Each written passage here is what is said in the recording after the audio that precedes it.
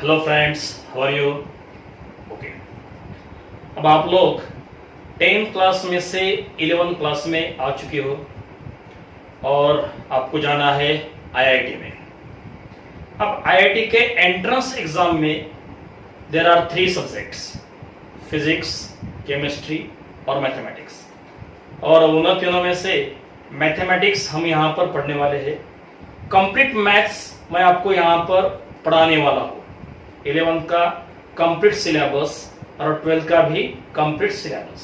Okay, इसमें each and every chapter and each and every concept मैं आपको पढ़ाने वाला हूँ।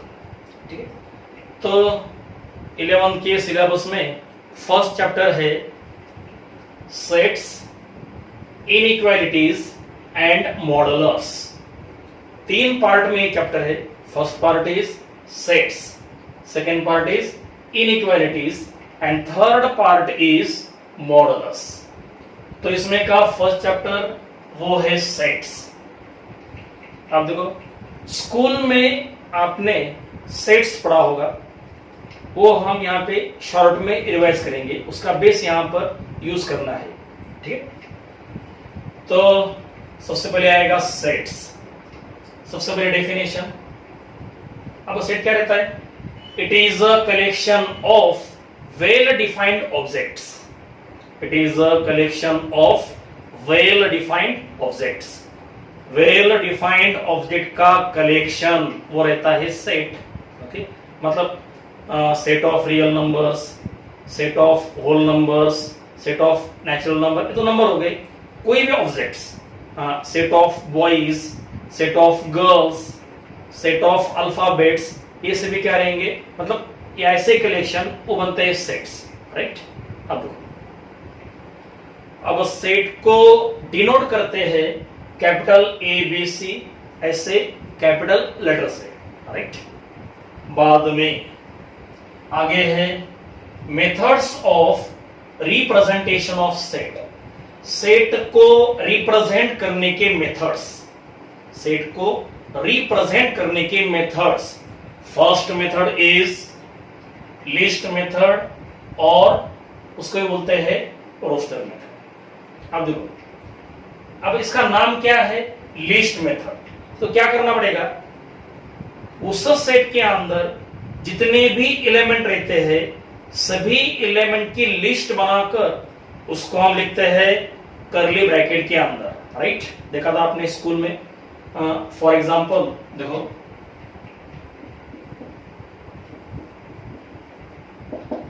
एक सेट लेते हैं, सपोज सेट ए होगा,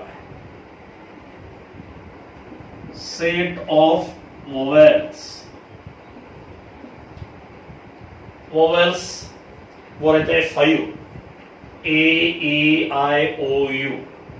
अब इस सेट को लिखना है कौन से मेथड से? लिस्ट मेथड से, रोस्टर मेथड से। तो क्या करना पड़ेगा? जितने भी एलिमेंट बनेंगे उनकी लिस्ट बनाकर उसको लिख देने का कर्ली ब्रैकेट के अंदर। मतलब like this, A equal to vowels, A E I O U. तो ये हो गया list method for representation of the set. Set को रिप्रेजेंट करने की लिस्ट मेथड या फिर रोस्टर मेथड। इसमें क्या करते हैं हम? जितने भी एलिमेंट रहते हैं उनकी लिस्ट बनाकर उस लिस्ट को लिखते हैं कर्ली ब्रैकेट के अंदर। सभी एलिमेंट को यहां पर लिखना पड़ता है कॉमा देकर। राइट, सिंपल है। Now second method is rule method और उसके बोलते हैं set builder method. Rule method या फिर उसको ही बोलते हैं सेट बिल्डर मेथड। इसमें क्या करते हैं हम? एलिमेंट लिखने के जगह पर उनकी लिखते हैं कॉमन प्रॉपर्टी। एलिमेंट लिखने के जगह पर क्या करते हैं हम? उनकी लिखते हैं कॉमन प्रॉपर्टी। लाइक दिस, देखो। अब इसका एग्जांपल, अब इसी एग्जांपल को हम यहां पे लेंगे। पहले आएगा लिस्ट मेथड और उसके ऊपर से हम बनाएंगे सेट बिल्डर फॉर्म। देखो ए इक्वल टू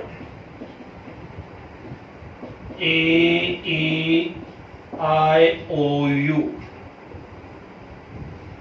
अब इस सेट को लिखना है कौन से मेथड से, रूल मेथड से या फिर सेट बिल्डर मेथड से।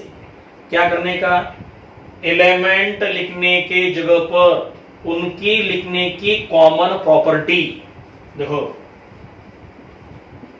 एलिमेंट की जगह पर उनकी लिखने की कॉमन प्रॉपर्टी क्या करने का, देखो जितने भी एलिमेंट्स यहां पर है उनको देने का कॉमन सिंबल।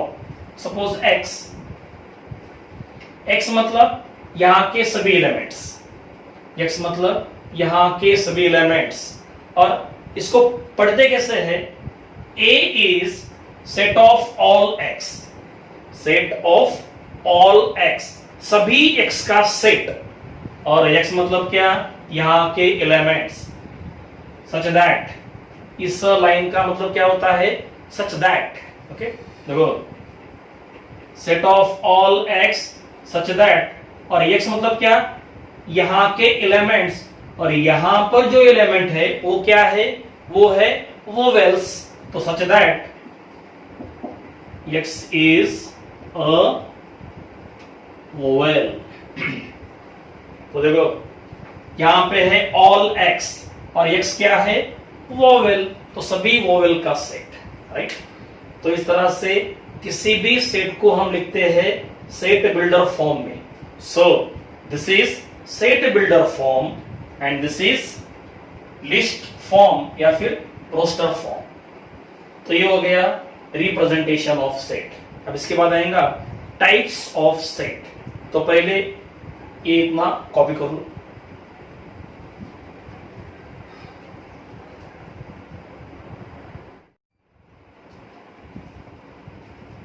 ओके, अब इसके बाद है टाइप्स ऑफ सेट्स। देखो फर्स्ट टाइप इज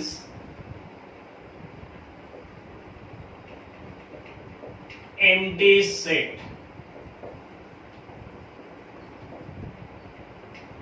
या फिर इसको ही बोलते हैं नल सेट या फिर इसको ही बोलते हैं वॉइड सेट। नल सेट या फिर एम्प्टी सेट या फिर वॉइड सेट। अब इसके नाम में ही इसका मीनिंग है नल सेट, एम्प्टी सेट, मतलब इसके अंदर एक भी एलिमेंट नहीं होगा। मतलब a set having no elements, a set having no element is called empty set, null set या फिर वॉइड सेट। इसको रिप्रेजेंट करते हैं 5 से। ठीक है, तो इसका मतलब 5 इक्वल टू रहेगा एम्प्टी सेट। 5 इक्वल टू क्या रहेगा, empty set. So this is first type of set. Simple है ये। Now second type is finite set। finite का मतलब क्या, आखिरी का नंबर, आखिरी का एलिमेंट अगर पता रहता है तो उसको बोलते हैं फाइनाइट। और अगर आखिरी का नंबर, आखिरी का एलिमेंट पता नहीं होगा कहां पे है तो क्या रहता है, इनफाइनाइट। तो यहां पर हम क्या देख रहे हैं, फाइनाइट सेट। मतलब इसके अंदर जो एलिमेंट होंगे उनमें आखिरी का नंबर हमें पता होगा। तो ऐसे सेट को बोलते हैं फाइनाइट सेट। तो डेफिनेशन क्या बनेगी, अ set having finite number of elements. A set having finite number of elements is called finite set. For example,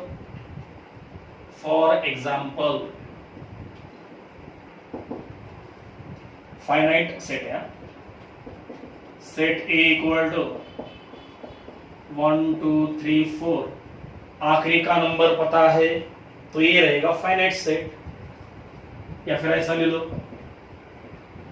set B equal to 1 2 3 4 comma and so on up to 1000।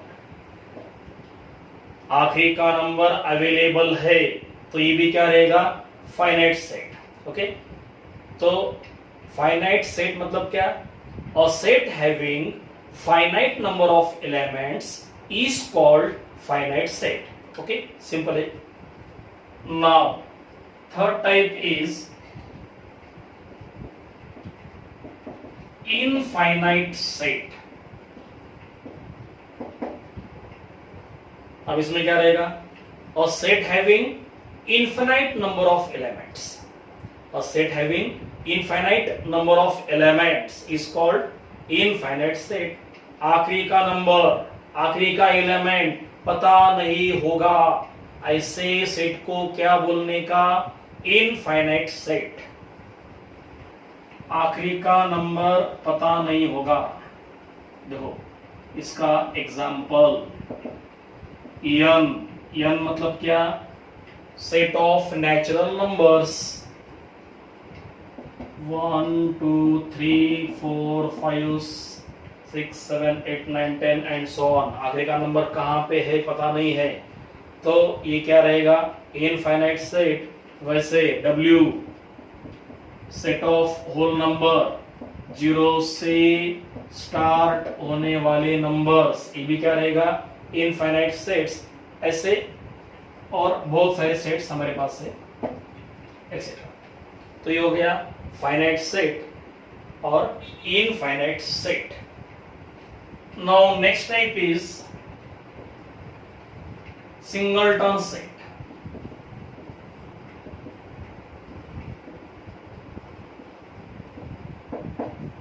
Singleton set,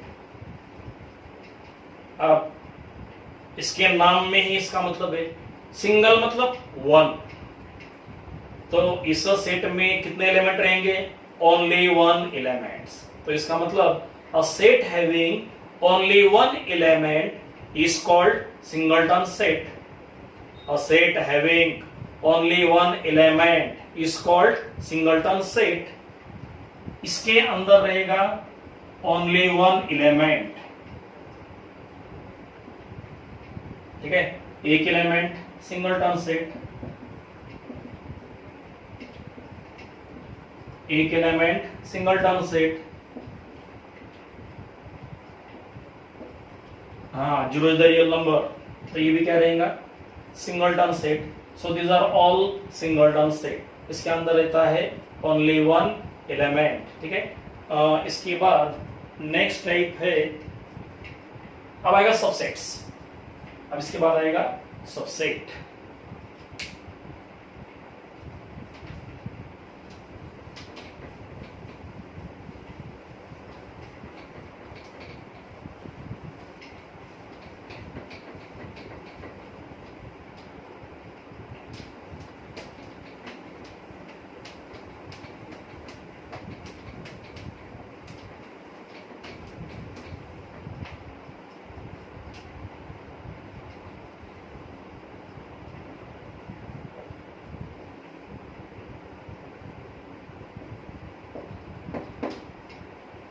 next is subset.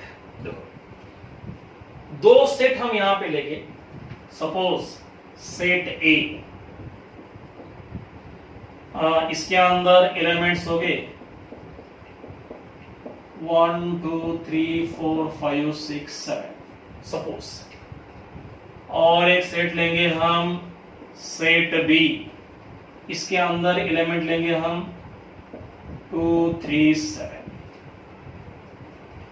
अब यहां पे देखो B के अंदर जो elements है वो सभी एलिमेंट A के अंदर है, B के सभी एलिमेंट A के अंदर है, तो B को बोलते हैं A का सबसेट, B को बोलते हैं A का सबसेट। और उसको लिखते हैं इस तरह से, B is subset of A, ठीक है।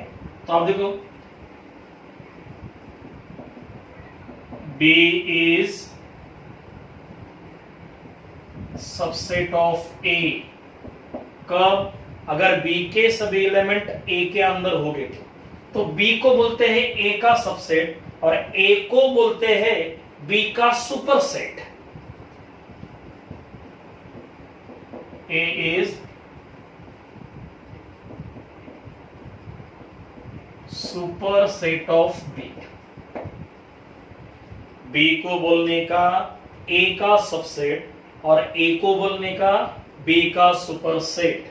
हाँ देखो, B is subset of A and A is superset of B.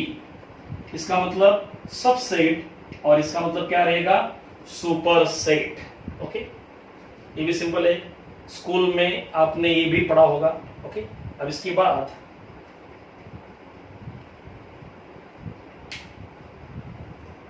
ठीक है, पहले इतना कॉपी कर लो।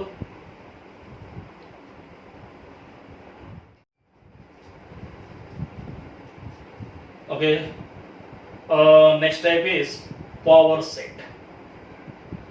अब पावर सेट मतलब क्या, ये देखने के लिए पहले हम एक सेट लेंगे। हम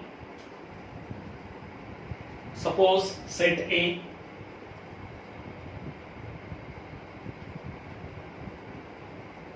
और इसके अंदर एलिमेंट्स होंगे सपोज 1 2 3। ए के अंदर हमने क्या लिए, 1 2 3। अब एक काम करेंगे, हम इस सेट के हम लेंगे ऑल पॉसिबल सबसेट्स। क्या लेना है, ऑल पॉसिबल सबसेट्स, सभी सबसेट को यहां पर लेना है। अब सेट ए का पहला सबसेट वो लेंगे हम 5 मतलब एम्प्टी सेट, और एम्प्टी सेट किसी भी सेट का रहता है सबसेट। एम्प्टी सेट किसी भी सेट का रहता है सबसेट। ओके, बाद में सेट ए का दूसरा सबसेट वो ले लो सेट ऑफ 1, बाद में लो सेट ऑफ 2, बाद में सेट ऑफ 3। अब लेंगे हम 1 2, बाद में 1 3। देखो 1 आ गया, 2 आ गया, 3 आ गया, 1 2 1 3, बाद में 2 3, और आखिरी में 1 2 3। बराबर, कोई भी सेट खुद का रहता है सबसेट, कोई भी सेट खुद का रहता है सबसेट। ओके, तो ये मिले सेट ए के ऑल पॉसिबल सबसेट, सेट ए के ऑल पॉसिबल सबसेट। अब एक काम करेंगे, हम इन सबका हम लेंगे सिंगल सेट। इन सबका हमने लिया एक सिंगल सेट, और ये जो सिंगल सेट है इसको बोलते हैं पावर सेट ऑफ ए। ये जो सिंगल सेट है इसको क्या बोलने का, पावर सेट ऑफ ए, और उसको लिखते हैं इस तरह से P ऑफ ए। तो डेफिनेशन क्या बनेगी, the set of all possible subsets, the set of all possible subsets is called power set of given set. ठीक है, सिंपल। तो ये हो गया पावर सेट। अब इसके बाद आएगा यूनिवर्सल सेट।